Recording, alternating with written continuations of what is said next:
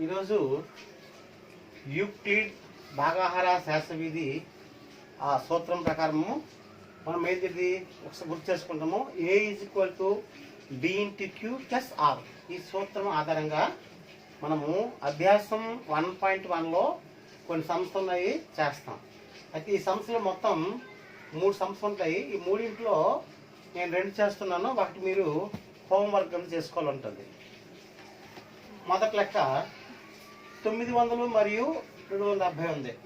దీనికి మనము భాగాహార శాస్త్ర ప్రకారం చేసుకుంటే ముందుగా మనము ఈ పాత పద్ధతి చేసుకుంటే మనము దీనికి రాయగలం. దీంట్లో ఎప్పుడైనా ఇక్కడ తీసుకుంటే ఇది 900 అనేది గరిష్టము, 270 అనేది తక్కువ. కాబట్టి ఇక్కడ మనకి కావాల్సింది A = BQ + R కావాలి. ఏ విలువ అనేది మనము గరిష్టం తీసుకోవాలి. అంటే ఇక్కడ ఏ విలువ 900, అలాగే బి విలువ 270 తీసుకుంటాం. మన సూత్రం ఏంటి? A = BQ + R. ఈ రూపంలో మనము దీన్ని అప్లై చేస్తాం. ఏ వాల్యూ ఎంత అనుకోవడం ఇక్కడ 900. తర్వాత బి వాల్యూ ఎంత వస్తుంది? ఇక్కడ బి తీసుకుంటే 270. అప్పుడు మనము ఈ 900కి మనము ఈ రూపంలో చేయాలంటే 270 × 3 చేసుకుంటాము. 810 వస్తుంది, 810 వస్తుంది, ప్లస్ 90 వేసుకుంటే మనకి 900 వస్తుంది. ఈ విధంగా మనం చేసుకుంటే ఇలా వస్తుంది. అయితే ముందుకు మనము ఈ పద్ధతి ముందు మీరు ఇది చేసుకోవాలి. అంటే ఇక్కడ 900కి 270 ఇచ్చే భాగాహారం చేయండి. 273లో 810 వస్తుంది, తీసివేస్తే 90.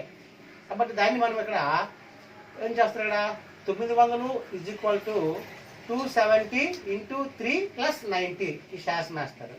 తర్వాత ఈ 270 ఎక్కడ తేవాలి? మళ్ళీ 93లో 270 తీసివేస్తే 0. అంటే మనకి ఇక్కడ శాసనము 0 వస్తుంది. కాబట్టి మనకి లాస్ట్ది మాత్రం వచ్చింది కదా, దీది మనకి కాసాలో 90. దీన్ని మనము దీంట్లో అప్లై చేసుకున్నా మీకు ఈజీగా ఉంటుంది, డైరెక్ట్గా కాబట్టి. ఇక్కడ సేమ్ స్టెప్ని ఇక్కడ వేస్తాం. 900 తర్వాత దాంట్లో ఈ 270 అని కదా, 270 3 0 తీసుకుంటే 810. 810లో ప్లస్ 9 కలుపుకుంటే మరి ఎంత అవుతుంది? మనకి 900 అవుతుంది. అలాగే నెక్స్ట్ తర్వాత ఈ 270 తీసుకొస్తారు. మళ్ళీ దీన్ని మనము ఈ రూపంలో తెచ్చుకోవాలంటే మనం మళ్ళీ ఈ 93లా డైరెక్ట్గా చేసుకుంటే 270 శేషం 0. కాబట్టి ఇక్కడ ఈ చివరి వచ్చినటువంటి 900కి 270 కాసాబైనది 90. ఈ విధంగా లెక్క చేస్తాం. సెకండ్ వన్ అనేది మీకు హోంవర్క్గా చేస్తారు. తర్వాత మూడో లెక్క ఉన్నది 1651 మరియు 2032 అన్నాం.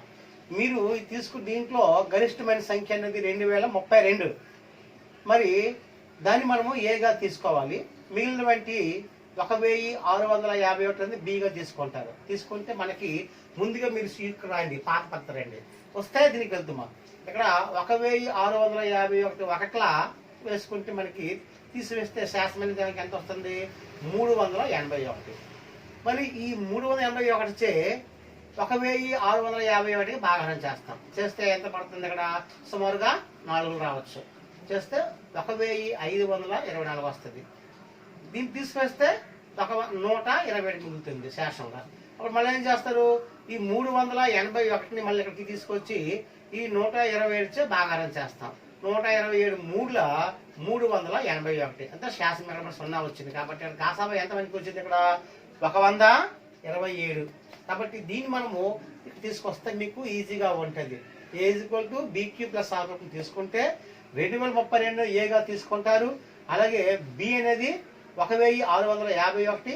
ఇక్కడ మనం 1 అనుకున్నాం కదా, ఆ విధంగా ఇక్కడ 1 వేసుకుంటే శాసనం అంతా ఇక్కడ 381. కాబట్టి ఇక్కడ 381 వేస్తారు. ఇది ఒక స్టెప్ అయింది.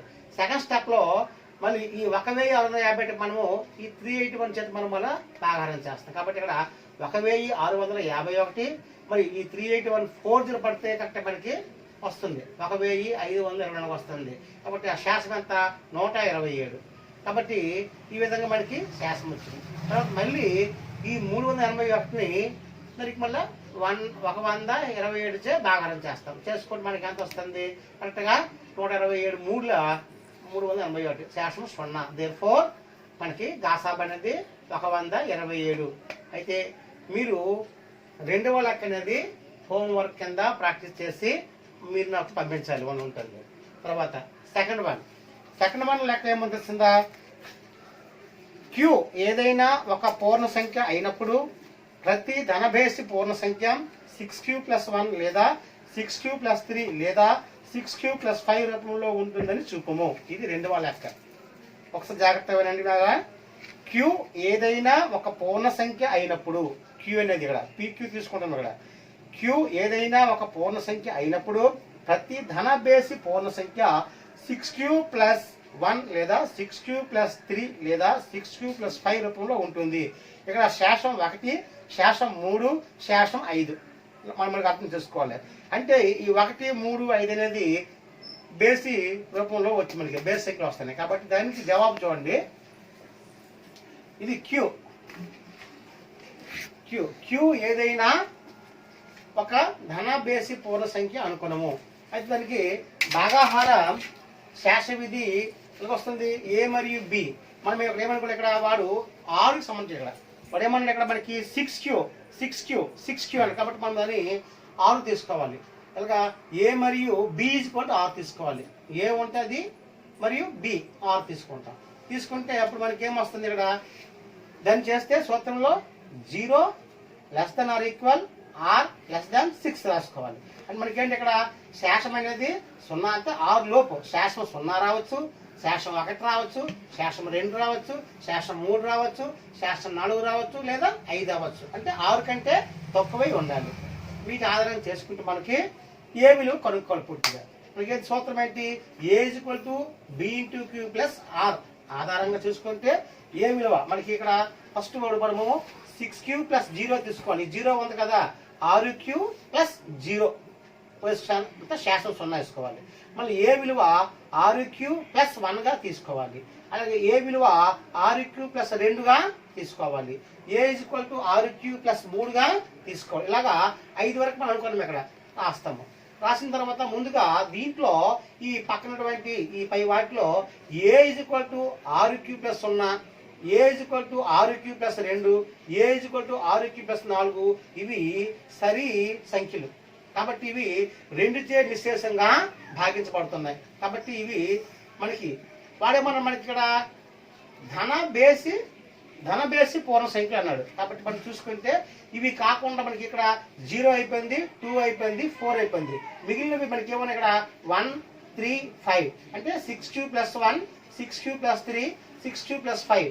కాబట్టి మనకి ఆ మిగిలినటువంటి ఏ = 6q+1, ఏ = 6q+3, ఏ = 6q+5 ఇవి 2చే నిశ్శేషంగా భాగింపడవు. ఎందుకు, ఇక్కడ శేషం 1, శేషం 3, శేషం 5 ఇవి 2చే నిశ్శేషంగా భాగింపడవు. కావున ఇవి బేసి సంఖ్యలు. కావున ఇవి ఖచ్చితంగా ధనభేసి పూర్ణ సంఖ్యలు. వాడు ఇచ్చిన లెక్కకి ఏమన్నాడు, 6q+1 లేదా 6q+3 లేదా 6q+5 రూపంలో ఉంటుంది చూపమన్నాడు.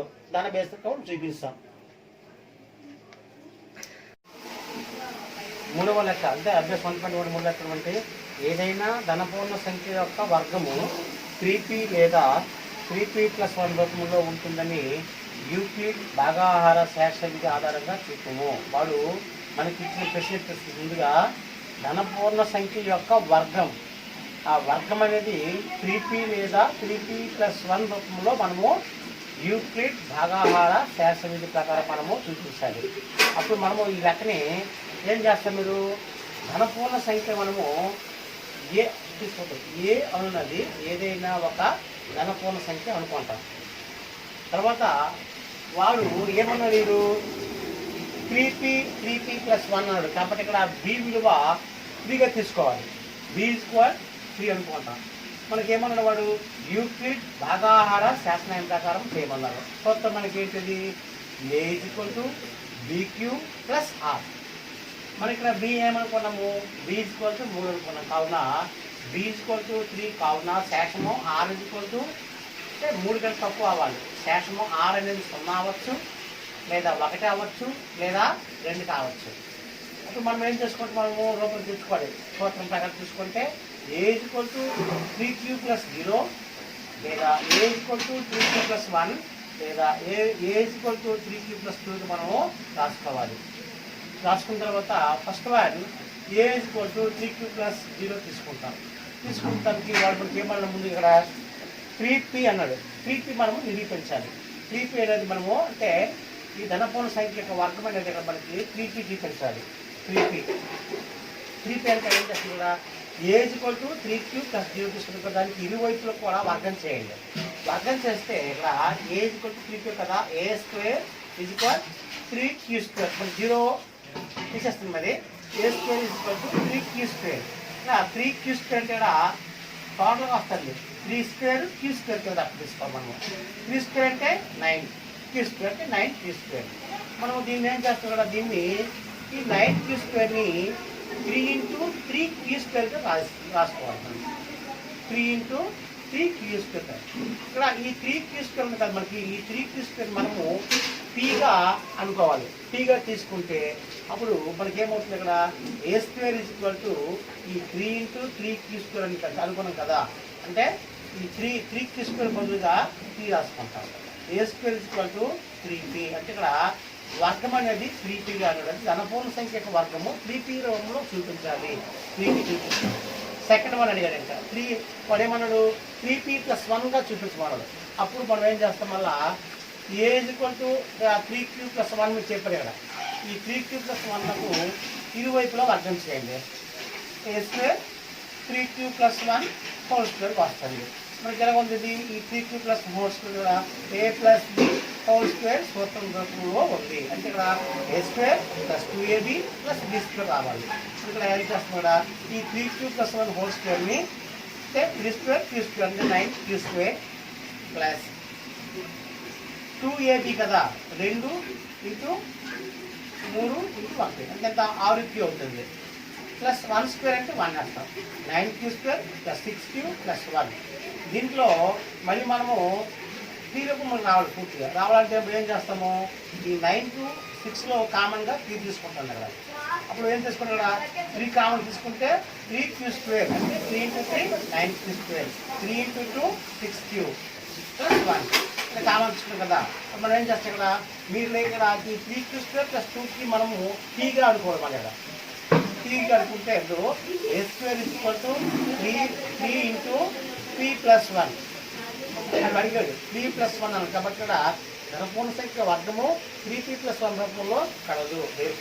కావున ఒక ధనపూర్ణ సంఖ్య యొక్క వర్గము 3p లేదా 3p + 1 రూపంలో ఉంటుంది. వాడు అడిగాడు మనకి ఇంకా నెక్స్ట్ ఇంకా 3q + 2 అన్నాడు. మనకి అవసరం లేదు.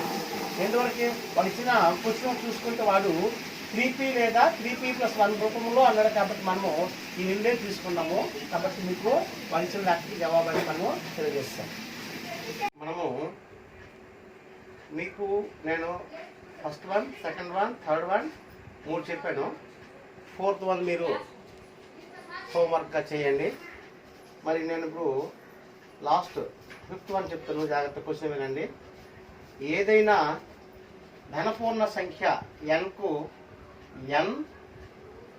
n+2 లేదా n+4లలో ఏదైనా ఒకటి మాత్రమే 3చే భాగింపబడుతుందని చూపుము. క్వశ్చన్ చెప్తూ మళ్ళీ వినండి, రిపీట్ చేస్తాను.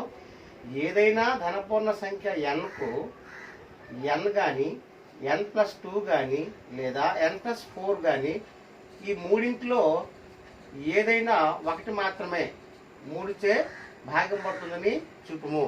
ఇది జవాబు అంది. ఒకసారి చూడండి, చెప్తాను. n ఏదైనా ధనపూర్ణ సంఖ్య మరియు nను 3చే భాగించగా భాగఫలం అనేది q, శేషం అనేది r అని అనుకోవాలి. మనం ఫస్ట్ యూక్లిడ్ భాగాహార శేష విధి అనుసరించి n = 3q + r. ఎందుకైంది ఇక్కడ q అనేది మనకి ఇక్కడ భాగఫలం, వాడు 3చే భాగించగలడు కాబట్టి q అంటే మనకి భాగఫలం q కాబట్టి 3 × q = 3q, శేషము r కాబట్టి ఇక్కడ n వాల్యూ అనేది 3q + r అనుకోవాలి. ఇక్కడ మనకి చూడండి, దాని ప్రకారం చూసుకుంటే 0 ≤ r <3 మనము ఈ విధంగా రాసుకోవాలి. కావున శేషంలో r = 0, 1, 2 అవుతాయి. మనకి శేషం అనేది 0 రావచ్చు, 1 రావచ్చు, 2 రావచ్చు. మరి వీటి ఆధారంగా మనము ఇప్పుడు ఈ ఎన్ వాల్యూ n+2 యొక్క విలువలు n+4 యొక్క విలువలు కనుక్కుంటాం. దీని వల్ల చూసుకుంటే ఇక్కడ ముందుగా n యొక్క విలువలు శాసం r = 0 అయినా, ఎందుకు మనము శాసము 0 అయినప్పుడు అవుతుందా కాదా, 1 అయినప్పుడు అవుతుందా కాదా, 2 అవుతుందా చూస్తాం. ముందుగా శాసం = 0 తీసుకుంటాం. 0 అయినప్పుడు n విలువ 3q + 0 వేసుకోవాలి. ఎందుకు ఇక్కడ r = 0 అనుకున్నాం కాబట్టి ఇక్కడ మరి r అయిపోతుంది. ఇక్కడ 3q + r చెప్పండి ఇక్కడ, కానీ ఇక్కడ r = 0 కాబట్టి ఇక్కడ 0 వేసుకుంటాం. 3q + 0 కాబట్టి ఇక్కడ r = 0 కావున 3చే నిశేషంగా ఇది భాగింపబడుతుంది. అందుకు నెక్స్ట్ r = 1 అయినా ఇక్కడ ఒక 1 అన్నాం. 1 అయితే ఇంకో n = 3q + 1. ఎందుకు ఇక్కడ శాసం 0 అయితే ఇక్కడ శాసం 1 అనుకోండి. 3q + 1 తీసుకుంటాం. r = 1 కాబట్టి 3q + 1 వేసుకోండి. ఇచ్చట r = 1 కావున 3చే నిశేషముగా భాగింపడదు. శాసం 1 వచ్చినప్పుడు మాత్రము ఇది 3చే నిశేషంగా భాగింపడదు. అలాగే r = 2 అనుకోండి కదా, ఇక్కడ 2 అయినా n = 3q + 2 వేసుకుంటే శాసం 2 వేసుకోవాలి. వేసుకుంటే ఇక్కడ r = మనకి 2 అయింది కావున 3చే నిశేషంగా భాగింపడదు. ఇది n యొక్క విలువలుగా తీసుకోవాలి దీన్ని. నెక్స్ట్ n+2 అన్నాడు. n+2 యొక్క విలువలు సేమ్ పై మాదిరిగా చూసుకుంటే మనకి శాసం r = 0 అయినా n+2 ఇక్కడ n అన్నాం కాబట్టి n రాస్తాం. ఇక్కడ n+2 రాయాలి. ఇక్కడ n+2 కాబట్టి ఇక్కడ n+2 తీసుకోవాలి. n+2 = 3q + 0. ఎంతగా శాసం అనేది 0 కాబట్టి ఇక్కడ 3q + 0. ఇక్కడ n+2 కాబట్టి ఇక్కడ ఇది కూడా అదనంగా +2 వేసుకోవాలి. ఇక్కడ ఎందుకు ఇక్కడ +2 n+2 అది ఇక్కడ 3q దీన్ని చూసుకుంటే 3q + 0 + 2 = 3q + 2గా వస్తుంది.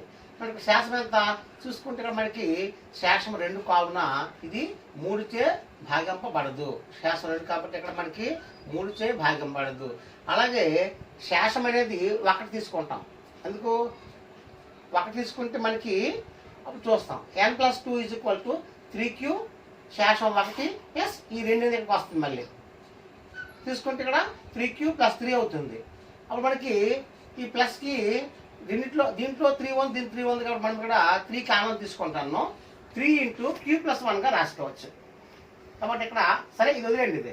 కానీ ఇక్కడ చూసుకుంటే మన ఇక్కడ శాసం అంతా మనకి 3 వచ్చింది కాబట్టి శాసం 3 కావున 3చే భాగింపబడుతుంది. ఇక్కడ r = 1 అనే దీంట్లో r = 1 ఇది 3చే భాగింపబడుతుంది. ఇక్కడ r దీంట్లో nలో తీసుకుంటే r = 0 అనేది 3చే నిశేషంగా భాగింపబడుతుంది.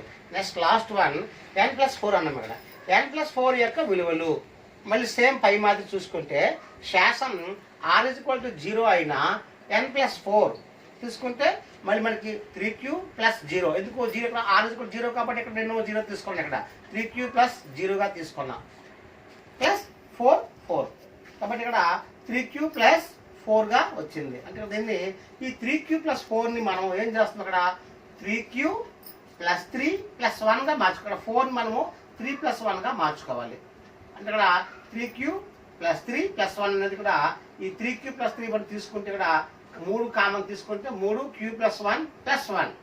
అంటే ఇక్కడ ఈ q + 1 మనము జస్ట్ ఫర్ మనము m అనుకోవాలి, mగా భావించుకోవాలి ఈజీగా. కాబట్టి మరి ఇక్కడ n+4 = 3m. అంటే ఇక్కడ మొత్తం ఇదంతా రాయకుండా నేను 3m + 1 తీసుకున్నాం.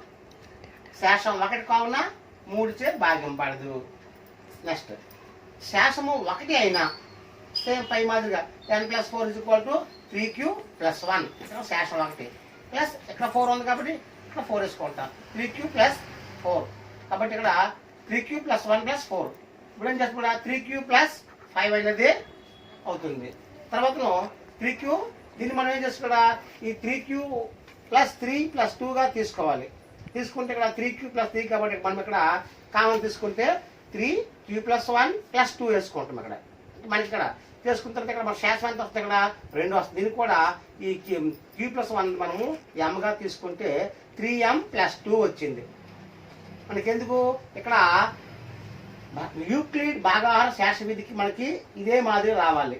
ఏ is equal to BQ plus R. ఆ రూపం కోసం నేను ఇక్కడ ఈ విధంగా తీసుకొస్తాం మనకి వచ్చింది ఇక్కడ. N plus 4 is equal to 3m plus 3. శేషం ఎంత వచ్చింది ఇక్కడ 3 కాబట్టి 3చే నిశేషంగా భాగం పడుతుంది. కాబట్టి పై 3 సందర్భాల్లో చూసుకుంటే ఇక్కడ r ఈజ్ ఈక్వల్ టు 1 ఒకటి వస్తుంది, ఇక్కడ r ఈజ్ ఈక్వల్ టు 1 వస్తుంది, ఇక్కడ r is equal to r is equal to 0. తర్వాత n+2లో r ఈజ్ ఈక్వల్ టు 1, మరి n+4లో r ఈజ్ ఈక్వల్ టు 2. ఈ సందర్భాల్లో మనకి nకు n కానీ n+2 n+4లలో ఏదైనా ఒకటి మాత్రమే 3చే భాగం పడుతుంది. దీంట్లో ఏదైనా ఈ మూడింట్లో ఏదైనా ఒకటి మాత్రమే అవుతుంది.